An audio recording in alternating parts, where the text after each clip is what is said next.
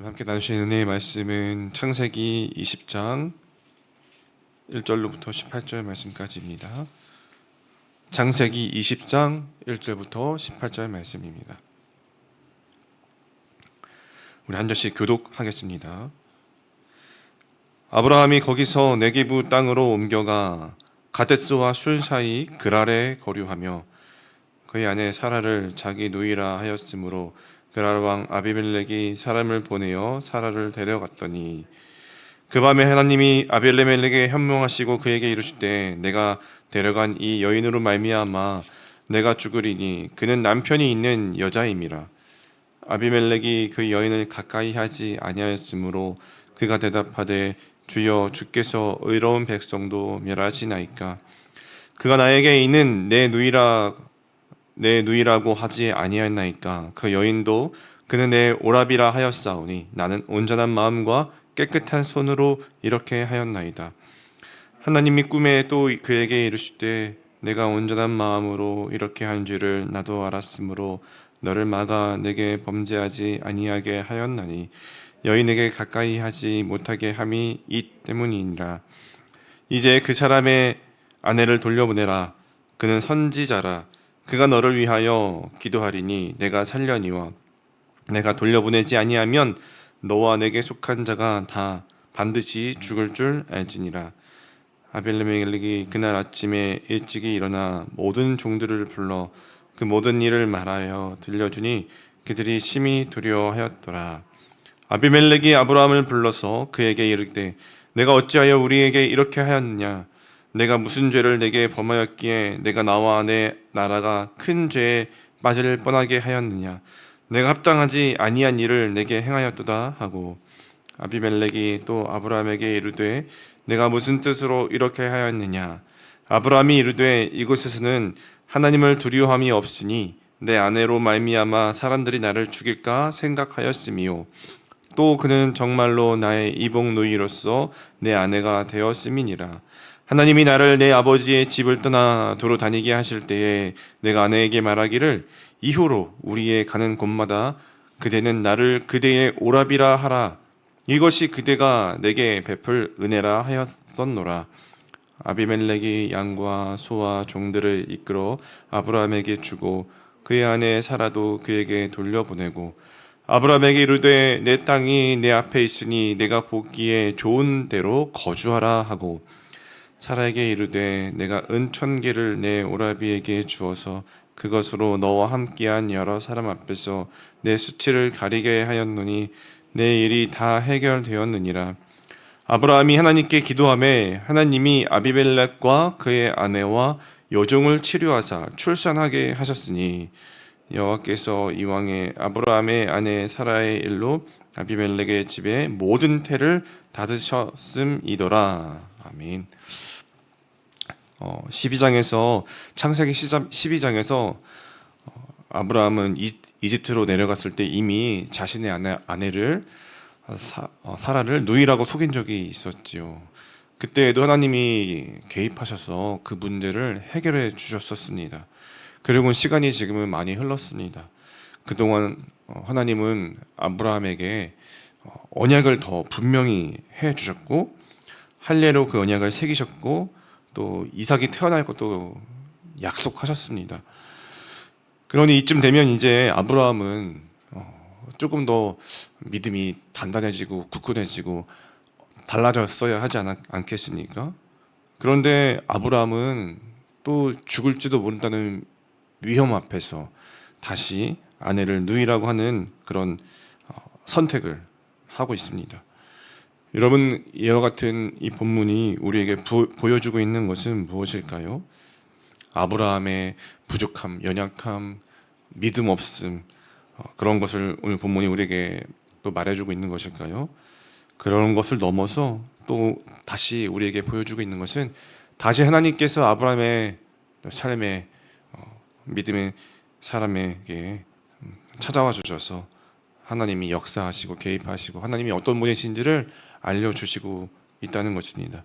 여러분, 하나님은 어떤 분이십니까? 오늘 말씀을 통해서 우리가 알 수 있는 하나님은요, 우리의 죄를 그냥 두지 않으시고 연약함을 그냥 두지 않으시고 언약을 지키시기 위해서, 하나님의 나라를 세워가기 위해서 개입하시는 그런 분이시라는 것입니다. 아브라함이 그랄에 거류하면서 사라를 누이라고 말했더니 역시나 아비멜렉이라는 사람이 사라를 데려갑니다. 여러분, 사라를 데려갔습니다. 그러면 이제 어떻게 되는 것입니까? 어떤 상황이 만들어지게 되는 것이죠? 이것은 단순히 아브라함과 사라 그 가정에만 문제가 생긴 것일까요? 아니라는 것입니다. 한 가정의 문제가 아니라 그것을 넘어서 한 왕궁의 문제, 또 아비멜렉의 나라의 문제, 더 나아가서는 하나님 나라의 문제, 언약의 문제가 생긴다는 것이죠. 이삭이 태어나야 할 약속이 있는데 사라가 다른 왕의 집으로 들어갔다는 것은 언약 자체가 흔들릴 수 있는 상황이라는 말입니다. 그러니까 이 사건은 아브라함 개인의 실수로 끝나는 문제가 가정의 문제가 아니라는 것이죠. 하나님의 약속이 흔들리고 있는 상황이라는 것입니다. 그래서 하나님이 이번에도 개입하시는 것이죠. 3절 말씀에 보면 아비멜렉의 꿈에 나타나셔서 이렇게 말씀하십니다. 그 밤에 하나님이 아비멜렉에게 현몽하시고 그에게 이르시되 내가 데려간 이 여인으로 말미암아 내가 죽으리니 그는 남편이 있는 여자임이라. 여러분, 그런데 하나님은 단지 이렇게만 말씀하시는 것이 아니라 6절 말씀에도 보면요, 하나님의 꿈에 또 그에게 이르시되 내가 온전한 마음으로 이렇게 한 줄을 나도 알았으므로 너를 막아 내게 범죄하지 아니하게 하였나니 여인에게 가까이 하지 못하게 함이 이 때문이라. 여러분, 이 말은 무슨 뜻입니까? 하나님이 막으셨다는 것이죠. 하나님이 범죄하지 못하게 막으셨다는 것입니다. 하나님의 언약과 약속이 흔들리는 것을 막으셨다는 것이죠. 하나님이 죄가 더 깊어지지 않도록 붙들어 주셨다는 것입니다. 7절 말씀에 보면 또 하나님은 이렇게 말씀하십니다. 이제 그 사람의 아내를 돌려보내라. 그는 선지자라.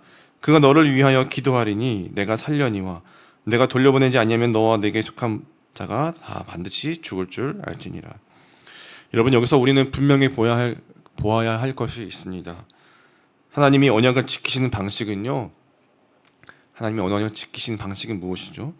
아브라함을 믿음을 통해서, 아브라함의 믿음이 좋아서 하나님이 언약을 지키시는 것이 아니라는 것이죠. 아브라함이 신실해서 실수하지 않아서도 아닙니다. 하나님이 신실하시기 때문에 하나님이 언약을 지키시고 계시는 것이라는 것을 우리는 볼 수 있습니다. 사람은 작고 연약하여 넘어집니다. 하지만 하나님은 포기하지 않으신다는 것이죠. 성도 여러분, 오늘 본문은 우리에게 분명하게 말해주고 있습니다. 습관적인 죄에 대해서 말하고 있는데 그것은 파급력이 있다는 것입니다. 아브라함은 계속해서 반복해서 우리가 성경에서 보는 것 이상으로 아내를 누이라고 속여왔을지 모릅니다. 그것은 두려움에 의한 습관적인 죄였죠.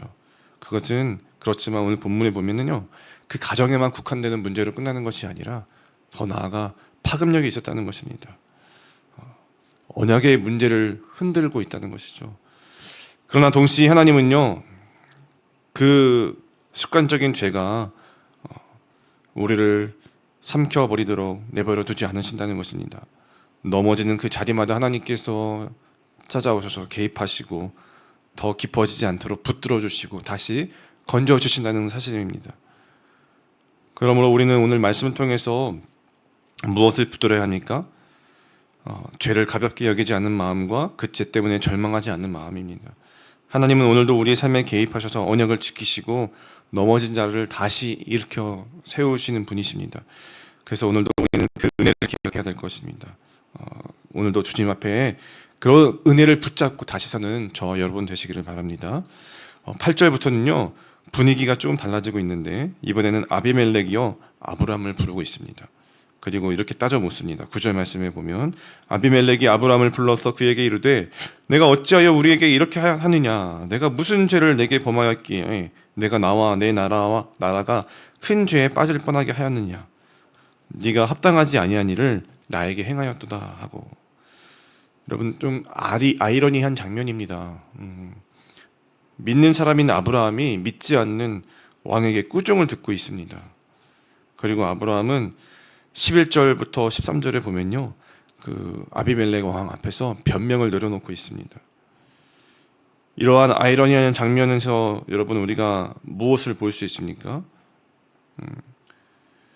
아브라함이 믿음이 아니라 두려움 때문에 이 모든 상황을 지금 일으켰다는 것이죠.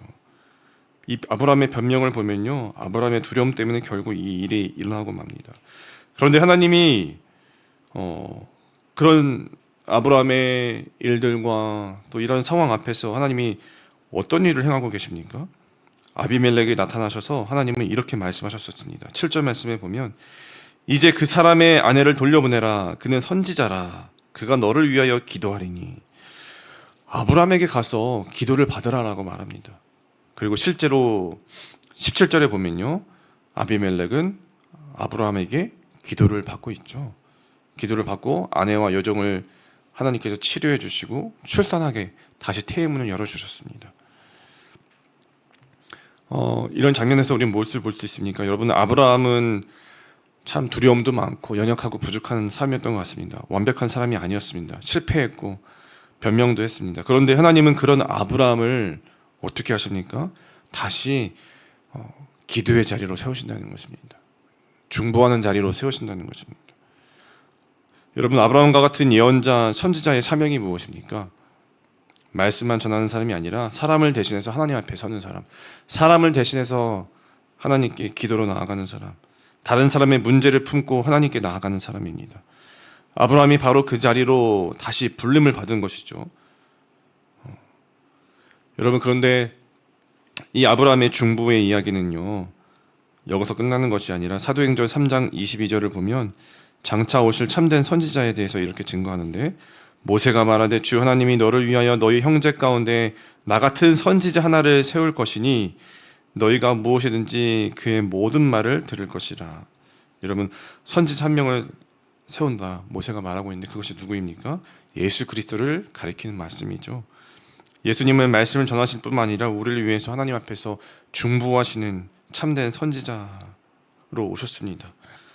또 성경은 한 걸음 더 나아가서 이렇게 말합니다. 우리가 연약해서 무엇을 기도해야 할지 모를 때도 그것을 그냥 두지 않으시고 우리를 위해서 성령께서 친히 중보하신다는 것이죠.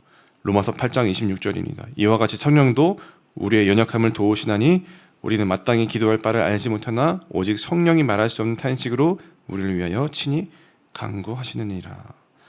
그러니 여러분, 우리가 기도의 자리로 나아갈 수 있는 이유는요, 우리가 강해서라기보다는, 우리가 의로워서라기보다는 지금도 우리를 위해서 기도하는 분이 계시기 때문이라는 것입니다. 성령께서 우리를 위해서 중보하시고 예수님께서 하나님 보좌 우편에서 우리를 위해서 간구하고 계시기 때문이라는 것입니다. 그래서 실패한 아브라함도 다시 설 수 있었고 우리도 다시 기도의 자리로 나아갈 수 있다라는 것입니다.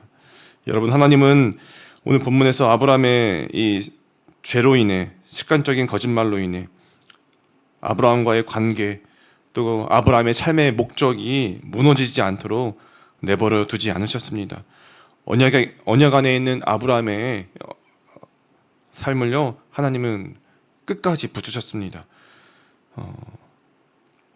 그렇다고 해서 여러분, 우리가 이렇게 하나님이 다 덮어주시니까, 하나님이 다 책임져 주시니까 라고 말할 수는 없습니다.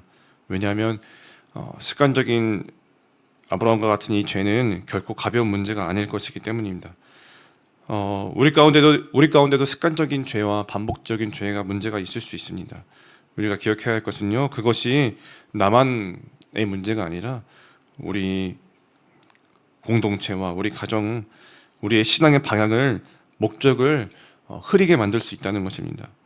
아브라함의 거짓말 하나가 사라를 위험에 빠뜨리고 왕궁을 위험에 빠뜨리며 흔들며 하나님의 언약을 위태롭게 했던 것처럼 오늘 우리의 이 습관적인 작은 잘못도 개인의 문제를 넘어설 수 있다는 것이죠.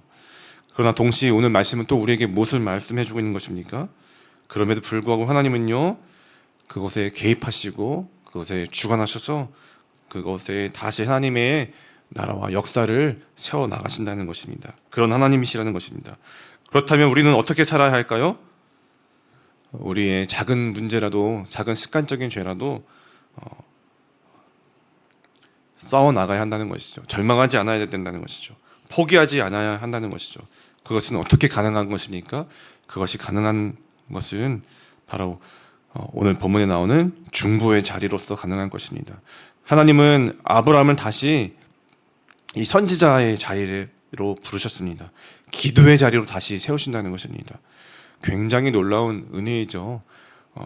자기 행동을 오히려 돌이키고 또 회개해야 할 사람인데 그 사람이 다시 하나님 앞에서 다른 사람을 위해서 그 왕국을 위해서 중보하는 기도의 자리로 섰다는 것입니다.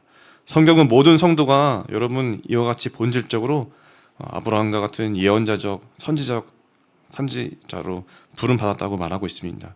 우리는 가족을 위해서, 교회를 위해서, 주변의 연약한 자들을 위해서 쉬지 말고 기도해야 합니다.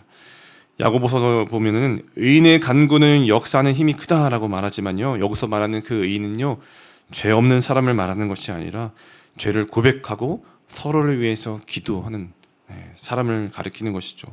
그리고 우리에게 가장 큰 위로가 있습니다. 하나님이시죠. 하나님이 어떤 분이십니까? 실패했는데도 그냥 버리지 않으시고 다시 기도의 자리로 세우시는 하나님이시라는 것입니다. 오늘 우리가 그런 하나님을 붙들 수 있기를 바랍니다. 넘어져도 하나님께서 우리를 다시 세워주실 줄 믿습니다. 예수 그리스도 안에서 완전한 중보자가 계시기 때문에, 예수님은 지금도 살아계셔서 우리를 위해서 간구하고 계시기 때문에, 그러니까 여러분, 우리가 붙들어야 할 것은 무엇입니까? 우리의 어떤 크고 작은 결심을 넘어서 우리의 그 결심이 어디로 향해야 합니까? 예수 그리스도를 향해야 하는 것이죠. 여러분, 혹시 오늘도 반복되는 죄 때문에 마음이 무거운 분 계십니까? 그것 때문에 스스로 책망하고 있는 자리에서 또 힘들어하고 계시는 분이 계십니까? 우리는 주님 앞에 나오면 될 줄로 믿습니다. 다시 기도의 자리로 나오면 될 줄로 믿습니다. 그럼 다시 주님의 은혜가 우리를 붙들고 하나님이 세우시는 그 나라로, 그 언약의 자리로, 신실한 자리로 우리를 이끌어 갈 줄로 믿습니다. 그 은혜 안에서 하루를 또 승리하며 살아가시는 저 여러분 되시기를 주님의 이름으로 축원드리겠습니다. 함께 기도하겠습니다. 하나님 아버지, 넘어지는 우리를 날마다 다시 일으켜 세우시고 끝까지 붙들어 주셔서 감사합니다. 우리의 반복되는 연약함, 그것 가운데 하나님 아버지, 우리가 살아갈 때에 낙심하지 않게 하시고, 또 그러나 가볍지 여기지 않게 하시고, 하나님 아버지, 날마다 주님 앞에 다시 나오며 하나님의 은혜로, 믿음으로 세워나가는 삶이 될 수 있도록 붙잡아 주시옵소서. 다시 기도의 자리로, 다시 은혜의 자리로 서게 하여 주시옵소서. 우리의 결심이 아니라 우리를 위해 중보하시는 예수님을 붙들며 오늘도 믿음으로 살아가는 우리 모두가 될 수 있도록 인도하여 주시옵소서. 이 모든 말씀을 예수 그리스도의 이름으로 감사하며 기도드리옵나이다. 아멘. 우리 함께 말씀을 기억하며 기도하겠습니다. 기도하실 때에 하나님 아버지, 반복되는 우리의 또 죄를 다시금 보게 하시고 깨닫게 하시고 숨기지 말고 주님 앞에 가지고 나오게 하여 주옵소서. 절망하지 않고 다시 기도의 자료로 나오게 하시고, 넘어질 때마다 낙심하지 않게 하시고 다시 주님 앞에서는 믿음을 허락하여 주시옵소서. 또 우리가 우리의 가정과 교회와 또 지체들을 위해서 하나님 앞에 기도하는 믿음의 사람으로서 날마다 살아가는 은혜와 축복을 허락하여 주시옵소서 라고 기도하시겠고요. 또 교회를 위해서 기도하실 때에 이번 주에 유년부와 청소년부 겨울 성경학교와 수련회가 있습니다. 위에서 기도하실 때에 하나님의 보호하심과 성령의 은혜가 충만하게 하시고 아이들 한 사람 한 사람이 말씀 안에서 믿음으로 세워지게 하여 주시옵소서라고, 우리 이와 같은 기도 제목들 가지고 또 가지고 나오신 많은 기도 제목들 가지고 함께 기도의 자리로 나가시겠습니다. 함께 기도하겠습니다.